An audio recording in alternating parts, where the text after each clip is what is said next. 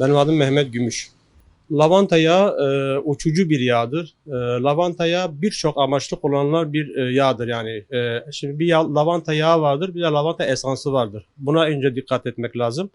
Lavanta yağı dediğim gibi birçok amaçlı kullanılan bir yağ. En çok öne çıkan amaçlardan bir tanesi de rahatlatıcı özelliği vardır. Özellikle yaz aylarında sivrisineğe karşı yani vücuduna sürülüp yatılabilir. Evin içerisinde buhar makinesine koyulup evin içinde hem çok güzel ferah bir koku da verebilir. Onun dışında da hem sineklere karşı da güzel bir etkisi vardır. Özellikle çocuklarda mesela okulların yoğunluğundan dolayı bitlenme sorunları oluyor. Bununla da ilgili çocukların yastıklarına damlatılıp hem ferah bir kokusu gelmesini sağlıyor hem de bitlenmesine engel oluyor yani. Lavanta yağı başta da söylediğim gibi birçok amaçlı kullanılıyor. Mesela örnek ağrı kesici karışım yağlarda kullanılabilir. Ondan sonra işte rahatlatıcı özelliği olduğu için mesela böyle hani sadece kokusundan dahi böyle faydalanıp mesela örnek veriyorum bir kaynar suya damlatılıp mesela koku olarak çekilmesi hem ferahlatır hem de evin içerisinde hoş bir koku oluşturur. Sineklere karşı da güzel bir etkisi vardır. Şimdi lavanta yağı zaten uçucu bir yağdır. Zaten lavanta çiçeğinden distilasyon sistemiyle alınan bir yağdır zaten. Lavanta çiçeği de aynı yağ gibi evde mesela bazı rahatlatıcı çaylarla karışım da yapılabilir. Sade olarak da çayı içilebilir.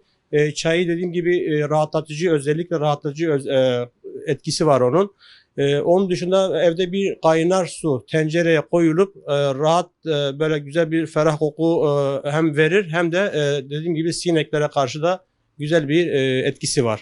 Lavanta yağı kullanırken tabii ki lavanta yağının yani bilinen bir marka almaları, merdiven altı ürünlerin almamaları bakanlık onaylı olacak. Şimdi lavanta yağı ayrı bir şeydir, lavanta esansı ayrı bir şeydir. Lavanta yağı yani insan sağlığına zarar vermez.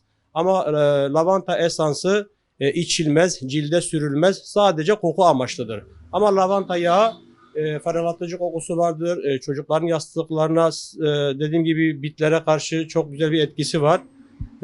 Ondan sonra rahatlatıcı özelliği var.